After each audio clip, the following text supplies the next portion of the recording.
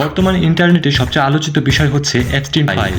কিন্তু এটা কি? এটা বোঝার সবচেয়ে সহজ পদ্ধতি হচ্ছে এটা। আমেরিকায় জেফ্রি এপস্টিন নামের একজন ব্যক্তি ছিলেন, যিনি ছিলেন প্রচুর পরিমাণ অর্থের মালিক। তার বন্ধুত্ব ছিল পৃথিবীর সবচেয়ে নামি দামি ব্যক্তিবর্গের সাথে, যেমন বিল ক্লিনটন, স্টিফেন হকিং এবং ডোনাল্ড ট্রাম্পের মতো ব্যক্তি। এপস্টিন তার গার্লফ্রেন্ডের সাথে মিলে গরিব পরিবারের অল্প বয়সী মেয়েদের তার ধনী এবং পাওয়ারফুল ব্যক্তিদের কাছে কোনো পণ্যের মতো সাপ্লাই করত।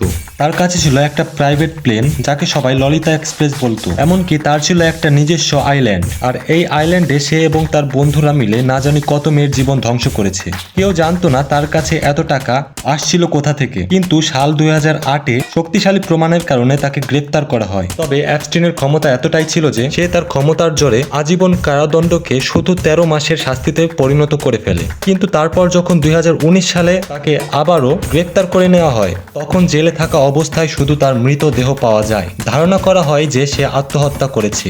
আবার বলা হয় তাকে হত্যা করা হয়েছে যেন সে তার ক্ষমতাশালী বন্ধুদের নাম সবাইকে বলে না দেয়। এপস্টিন তো মারা গেছে, কিন্তু ভিকটিমরা তখনও মুক্তি চাচ্ছিল। তো একজন ভিকটিম এপস্টিনের গার্লফ্রেন্ডের বিরুদ্ধে কেস করে এবং কোর্টে একটি ফাইল উপস্থাপন করে। কোর্ট তা পাবলিক করার আদেশ দেয়, আর এটাই হচ্ছে এপস্টিন ফাইল, যাতে নাম উঠে এসেছে Donald Trump, Stephen Hawking, Michael Jackson, এমনকি ভারতের সাবেক প্রেসিডেন্ট নরেন্দ্র মোদীর মতো বিখ্যাত সব ব্যক্তিদের। তবে নাম এসেছে তার মানে এটাই নয় যে তারাই আসল দোষী।